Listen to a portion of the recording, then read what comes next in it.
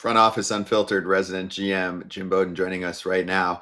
JB, I actually want to start with a statement for you, just like our old days when we used to host some radio shows together. So I'm just going to start with this statement. The game is broken, JB. It is broken. We have the smallest TV market in Major League Baseball with by far the best record in baseball. This is exactly what everyone said all off season long, JB. Everyone was like, it's so unfair. The smallest TV markets always are the best. It's not fair that the Dodgers always stink. They get to spend all the money, and yet they're looking behind them, and the Padres might catch them. Oh, wait, that's not anything that we said. Most people said 120 wins for the Dodgers. No one else has a chance. Small markets have no chance. Oh, wait, maybe the Brewers are just run well. So what do you think about where we're at as a sport in mid-August? Yeah, it's been exciting, hasn't it? I love the fact that we have so many middle of small market teams that are in the middle of a race. It's been a lot of fun. And as you mentioned, the Milwaukee Brewers, I mean, they have been the best team in baseball. And it's been really fun to watch, right? The first team since 2019 to put together two 10-game winning streaks in the same season. Like, that's just incredible. And yet you look at their team and you understand why. They have three number one starters, right? Freddie Peralta, who faces Paul Skeens today, has 13 wins and a 3.0 ERA. Before Mizorowski got hurt, he had 4-1 with a 2.7 ERA. And Brandon Woodruff, it looks like the AC was before he got hurt. He's 4-0 with a 2.2 ERA. And oh, by the way, the fourth starter, Jose Quintana, has 10 wins and a 3.4 ERA. And Quinn Priester has 11 wins and a 3.4 ERA.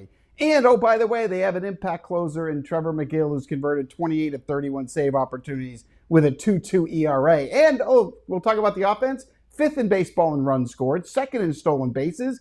And depending on what defensive metrics you like, they're either fourth or fifth or sixth, right? Pick your poison whenever you want. But this is a complete team. Their manager, Pat Murphy's done an unbelievable job. Their GM, Matt Arnold, is the reigning executive of the year in Major League Baseball. It's a small market team that is going out there and is legitimately has a chance to not only win this division, but to get to the World Series and maybe win the World Series. So it's been great for baseball. It's a lot of fun to watch, and the vibe that's going on in Milwaukee is just sick. I love it. If you're the GM of this team, besides like saying, hey, these guys are winning, like I'm just going to let them do what they do, you've also, Matt Arnold's been there before when David Stearns was there, and this team just bows out in the playoffs. Is there some kind of message that you're sending down saying, hey, okay, analytically, we need to make sure that our manager makes this adjustment because in the playoffs, this hasn't worked? Because all those names that you just said, it's all the same numbers, just rinse and recycle different names besides Freddie Peralta and Big Woo. Like, it's a new closer. They've had the best closer for the last 6 years in baseball. Like, it's just constantly, they're just rinsing new names in, but they haven't been able to push it through in the playoffs. Yeah, that is true. And, I think when we go back and we look at the CC Sabathia days when he was pitching on 2 and 3 days rest just to go out there and try to win. And then we had the run when they had Hader and they were babying him, right? They weren't pushing the envelope with him, which, maybe not caused them a chance to get there. But I think this particular team is a little bit different than the rest. I mean, when you have three guys, Peralta, Mizorowski, and Woodruff, pitching up to their capabilities with McGill and what he's done, the first-time All-Star this year, and the way they play defense, the way they're so athletic, the way they move the chains, and yet they have the veterans like Christian Yelich that can also carry the team. I think this team's a little bit different. I think this team has a better ceiling just because of how deep they are. And again, I think Pat Murphy has just done a brilliant job with this group. They're very close. They can beat you in so many different ways, right? And, Bryce Turan can make a diving play up the middle to win you a game. Durbin's jersey's dirty by the national anthem. There's just there's grit, it's a complete team. So I actually like this team a lot better than any Brewer team since Sabathia was on the bump. Everyone loved when CeCe was pitching those games for the Brewers because he pitched on 2 days rest. And he went 9 innings every time, Jim. So, right. I mean, it's tough. It was tough to fault anybody. Oh, hey, CeCe, go throw a shutout. Okay, guys. Oh, I pitched 2 days ago. Go do it again. Okay, I'll do that. I mean, it was pretty tough to beat that. Speaking of CeCe, one of his other teams, I thought you were talking about the Yankees when you were talking about a complete team, athleticism, well-managed, pitching, defense, oh, wait, no, you were not talking about them. What's going on in the Yankee land? And who's to blame? I keep saying it's not Aaron Boone's fault. He's given a roster. He does the best he can. He stands up for his players. But who's really to blame for Yankee woes? Well, first of all, you're completely right about it not being on Aaron Boone, who, by the way, is the defending American League champion manager and not only managed into the World Series last year, but, look, this team is built on their offense and more, I guess better said, their power, right? They're first in the American League in runs scored. They lead Major League Baseball in homers. They lead Major League Baseball in slug. We know Aaron Judge has most to do with that, but the fact is, as a team, that's not the part of the team we're worried about. That part's good. It's how they win games. They have to win with their power, but they can do that. But then we get to the pitching part, and I'm looking for Garrett Cole, but I guess he had Tommy John surgery. I was looking for Clark Schmidt. He's not there. I didn't get to see Lewis Heel in the first half. Marcus Stroman got released, and there's 17th in team ERA. The starting pitching's 10th because when you have Fried and you have Rodon and now Heel back, that's okay. And the kids have pitched well, right? Schlittler has been really good for them, which is a positive sign. Will Warren pitched great last night. So the starting pitching kind of gives you a shot. And then we go to the pen, which has been a huge problem, right? They're 22nd in baseball in team ERA back there. Devin Williams has been a nightmare, as we all know. But GM Brian Cashman does what he always does. He stepped up at the deadline, went and got David Bednar, and made some other moves to try to fortify it. Defensively, as you guys know, it's not a good defensive team, right? It's in the middle of the pack, no matter how you want to break down. They're not very athletic. They're kind of one-dimensional offensively. And they're a team that, maybe gets a wild card and maybe goes home. It's kind of a borderline team right now. It's going to come down to pitching. And that's going to be the focus. They're going to have enough offense. The defense isn't going to be great. But at the same time, how do you pitch the rest of the way is going to determine if they're a playoff team and how far they go. But to sit there and blame any of this on the manager's foolish. I love the way he stands up for the players. And by the way, behind the scenes, he's a pretty good communicator. And, he'll get tough on a player in his office one-on-one, but he doesn't embarrass players, right? Not publicly and not privately does he embarrass them. He's done a great job. And as I said, American League champion. But we all know what it's like in New York, right? If you're not in first place, everyone needs to be fired. I remember coming home from the World Series game in New York in the taxi cab, and the cab driver goes, if we don't win tonight, Boone's going to get fired. He's got to go. It's like, okay, enough. That's my thing is, JB, that was not a perfect roster last year. That was evident, right? That was a clunky roster that Aaron Boone led to a World Series. And also, we know the front offices have as much, if not a bigger impact than ever on our sport, right? They help on some sides decide lineups. They script games, the whole deal. So my follow-up here, because I'm getting into many debates with Yankee fans, including some right now that are in our YouTube chat, revolves around Devin Williams. Two-parter for you. One, do you fault any of the usage, like I believe it was Friday's game, when Booney said afterward, he can't really find a soft landing spot and you got to use your relievers. So essentially, it's like, unless you're cutting this guy, you got to put him in some games if they're all tight games. That's the first portion. The second portion I'm getting into right now with a fan who wanted to ask you why they didn't trade Devin Williams at the deadline. And he said they already have two closers they brought in. Why would they have another? So can you explain how teams like to gather high leverage relievers? And also, if Devin Williams was that broken that a contender's trading him away, then what team would even want him at that point? Yeah, then they're not going to want him. And look, when you have a talent like Devin Williams that has a Bugs Bunny changeup, you're hoping you can get him back on track. We've seen a lot of relievers go through bad slumps and all of a sudden they figure it out and they can be dominant. We have 6 weeks left in the season. But I think there's an argument that sometimes Devin Williams has been brought into games where, I probably would have done something differently, right? I mean, you got to win. And I can't sit there and hope that I'm going to get the Devin Williams of last year. I have to understand that I have the Devin Williams of this year, and I have to use him accordingly. I mean, that's why it was great that Cash went out and got Bednar. You got your closer now. Bednar could be that guy. Weaver can get to him. And yeah, there's going to be games where, you have to use Devin Williams in high leverage just because that's, he's one of 13 guys and everyone's got to be used. But yeah, I think you can manage that. But look, this Yankee team is flawed, but it still is a team that could get to the playoffs and they're going to have to earn it. And let's wait and see. We have a little breaking news on HelloFresh. We've talked about them for a long time, but this summer, They have their biggest menu upgrade yet. Ready for this, Todd Father? Talk to me. They have doubled their menu.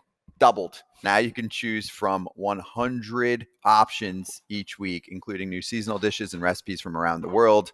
100 options per week. That's incredible. But to start out, what they had before was absolutely perfect. Now to add even more to your go guys like me. I got baseball in the morning. I got baseball afternoon, all day, every day. I need something to get going. I need something to eat, and it's absolutely delicious, Scott. That's right, Todd Father. The best way to cook just got better. Go to HelloFresh.com/FT10FM right now to get 10 free meals plus a free item for life. 1 per box with active subscription. Free meals applied as discount on a first box. New subscribers only. Varies by plan. That is HelloFresh.com/FT10FM to get 10 free meals plus a free item for life. Let's talk about 2 other teams with high expectations, the Mets and the Dodgers. Both. Okay. I mean, the Dodgers are only 1 game in front. The Mets have fallen well behind, 6 games behind the Phillies at this point. Which one has the better opportunity? Well, first of all, I'm going to ask you this. Do you think the Dodgers will win the division? And then if they get to the playoffs, do you think the Dodgers by far have a better chance to make a deep run over the Mets?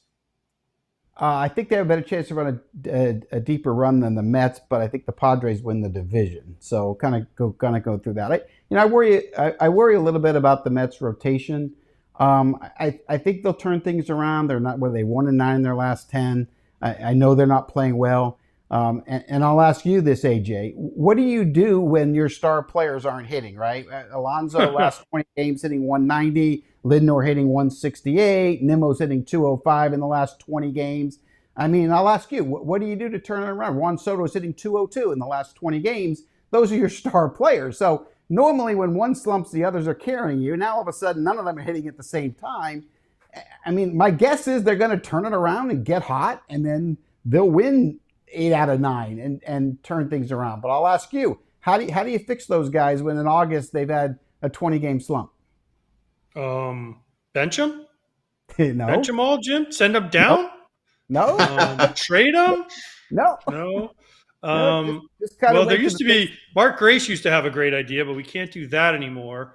So I honestly don't know. I don't. You just hope they all get hot because, like you said, normally they don't all get cold at the same time. So Right. yeah, I want to go back to the other thing you said. You think the Padres are going to win the West? How disappointing for Dodger fans, Dodger organization, Dodger everything if the Padres somehow win the West. Yeah, of course. I think couple of things with the Padres. They made the back end of that bullpen so ridiculously dominant that if they get into the 7th, 8th, and 9th with the Dodgers, and they're going to play them 2 weekends in a row, this weekend in LA, the next weekend in San Diego, and this is going to be playoff baseball in August. I can't wait. I'm so excited for this. But that bullpen, you watched them last night, right? When you get Miller and Suarez in those last 2 innings, ball game's over.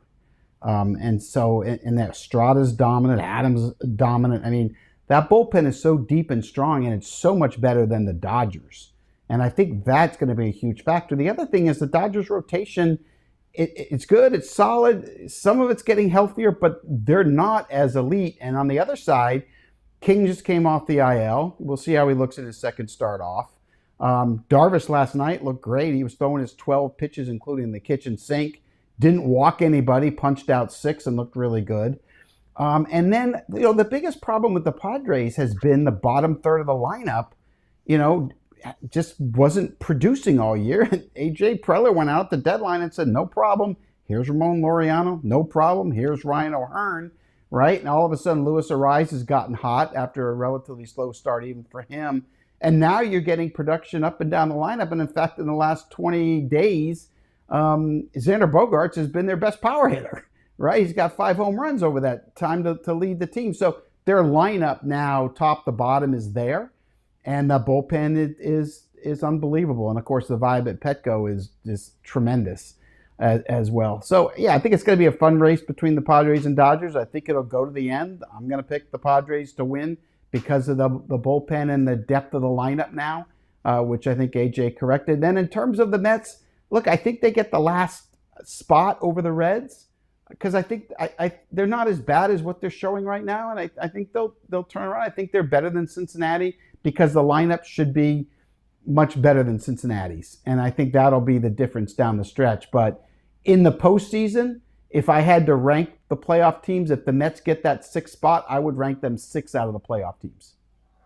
All right, you said about the Dodgers not winning the West. It's going to be close, but isn't that the worst case scenario in the sense that a team that wants to play the least amount of games because they're a team that's built around a lot of guys that get hurt, needing to play an extra wild card series could be the worst case scenario for them? And did the Dodgers go too all in on guys that are essentially injury risks, and now they could be up against needing to play extra games to get to where they want to be?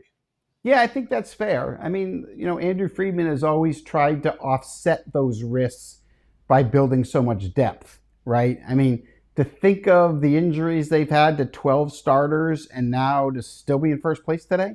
I mean, how many teams could ever do that, right? Especially when the names that were down were like Snell and Glasnow and Sasaki, and you're still in first place today? That's incredible. So they tried to build it with depth. And, the one thing the Dodgers just need to make sure is that their starting pitchers are healthy come October, that their big guys are ready to go. And then they can clearly, possibly run the table here. They can afford to make those gambling risks that most teams can't. They can keep signing injury-prone guys just because they can spend whatever they want. They don't have a salary cap. They don't have a limit. They don't have a problem spending $300 million more than the Marlins this year on payroll because they can. And if you can, why not? So, yeah, I think health is going to play a big part of how far the Dodgers go when they get to October. They'll get there, even maybe as a wild card team, but playing the extra round with injury risk players, sure, that's going to be a factor.